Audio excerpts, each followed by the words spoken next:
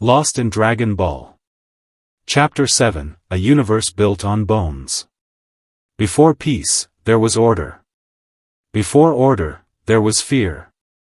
The briefing room was cold, not because of the temperature, but because of what it represented. War, rebellion, and hopeless plans built from scraps of dying hope. Saitama sat at the edge of a long table, arms folded, eyes drifting toward the flickering projection in the center, a planet-shaped husk, hollowed out, labeled Sector 9K, Planet Korvanis. According to Kael, it used to be a resistant stronghold, until Goku restructured it. Commander Kael stood at the head of the table. Her voice cut through the silence like a scalpel.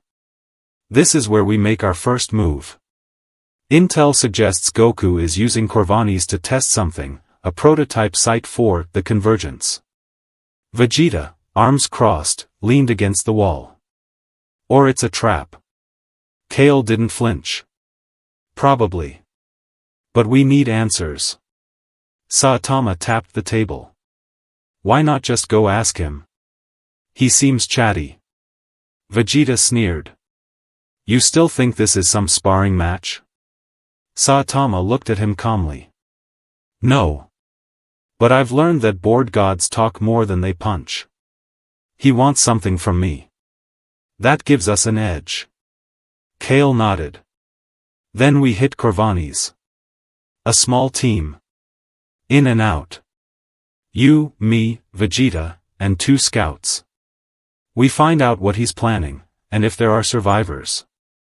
Vegeta pushed off the wall. Let's move. The longer we wait, the stronger he gets. Korvanis, the tomb that breathes. They arrived via stolen transport, slipping past patrol beacons with forged key signatures. From orbit, Korvanis looked like a dying ember, cracked continents, blackened oceans, flickering energy barriers scattered like open wounds. The ship trembled as they entered the atmosphere. The sky bled red. Ash drifted like snow. Saitama stepped onto the cracked ground and sniffed. Smells like burnt batteries and bad decisions. Kael pulled her blaster close. Stay sharp. No signs of life, but this place isn't dead. As they moved through the ruins of what was once a capital city, the group encountered something deeply wrong: statues. Hundreds of them. Each one lifelike, frozen people mid-scream, reaching for something invisible. Petrified? Kael asked aloud. Vegeta's eyes narrowed. No. This isn't stone. This is residual ki. He knelt beside one.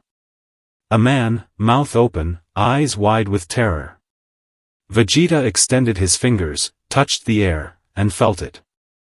They were burned into reality, he growled. Erased so violently, their essence stained space itself. Saitama frowned.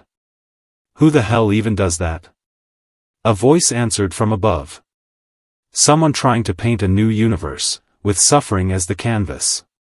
They all turned. Hovering above was a figure cloaked in dark scion armor, face hidden behind a cracked scouter mask. His energy was strange, warped, yet familiar. Vegeta stepped forward. Who are you? The figure removed the mask. It was Raditz. But not the Raditz they remembered. His hair was longer, trailing with blackened flames. His eyes glowed blue, not with life, but with subjugation. Vegeta's fists clenched. I watched you die. Raditz chuckled. And I watched you beg. In this version, I lived. Goku brought me back. Not out of kindness, out of need. He wanted the bones of the old world to build his new one. Kael raised her weapon. He turned you into a thrall. Raditz shrugged. Better than being forgotten. Better than being weak. Saitama sighed. So dramatic. Without warning, Raditz hurled a torrent of black ki downward. Vegeta launched to intercept, clashing midair with a shockwave that cracked the surrounding structures. Kael ducked behind rubble, covering the scouts. Saitama didn't move. He simply waited. And when Raditz's second blast came, faster and sharper, Saitama caught it with one hand. The energy hissed in his palm, dissolving slowly. Raditz stared. You absorbed that? Saitama tilted his head. Nah. Just really durable. Raditz lunged again, but this time, Saitama moved. One flick. Raditz was slammed into a crater. Vegeta landed beside him, eyes wide. You held back. Saitama shrugged. Didn't feel like punching him. He's not the problem. From behind, a low hum began. A structure nearby lit up, strange runes glowing purple across its surface. Kael sprinted forward. That's it, the core. The echo engine. The building wasn't built, it was grown. Organic metal pulsed with key signatures too ancient to trace. Inside, tendrils of light connected floating crystals, all rotating around a central prism. As Kael approached, her scanner spiked. This is where he's rewriting physics, she whispered. Saitama looked unimpressed. Weird rocks. What do they do? Kael inserted the data crystal from Chapter 3. The central prism blinked, then began projecting dozens of timelines, multiversal echoes, all branching, all ending in fire. She pointed. That's our world. That's Universe 7. And these? Alternate branches, shattered by Goku one by one. Vegeta stepped forward. He's not just remaking the multiverse, he's choosing which versions survive. Kael nodded grimly. This isn't a throne. It's an eraser. Suddenly, the lights pulsed. A voice echoed from the prism. You finally found my brush. The projection shifted. A glowing, translucent figure appeared, Goku, or a version of him, suspended in the energy matrix. Saitama stepped forward. You watching us now? The projection smirked. Always. You're interesting, Saitama. So curious. So misplaced. Saitama cracked his neck. You're not Goku. The figure's smile faded.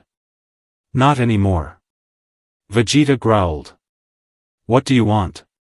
The image turned to him. To fix the universe. You fought for power.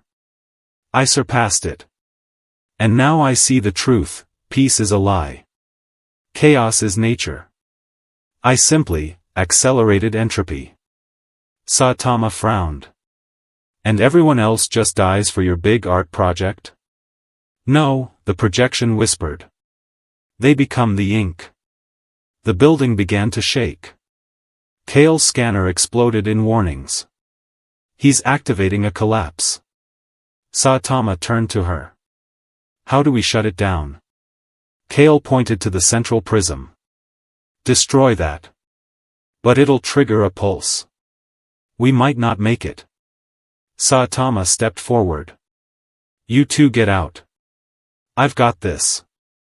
Vegeta opened his mouth, but stopped. He looked at Saitama, then nodded. Kael hesitated. You sure? Saitama smiled. I punch things for a living. This qualifies. Collapse. The others ran. Saitama stood alone before the core. The holographic Goku watched him. Even if you destroy this one, I'll just build another. Saitama raised his fist.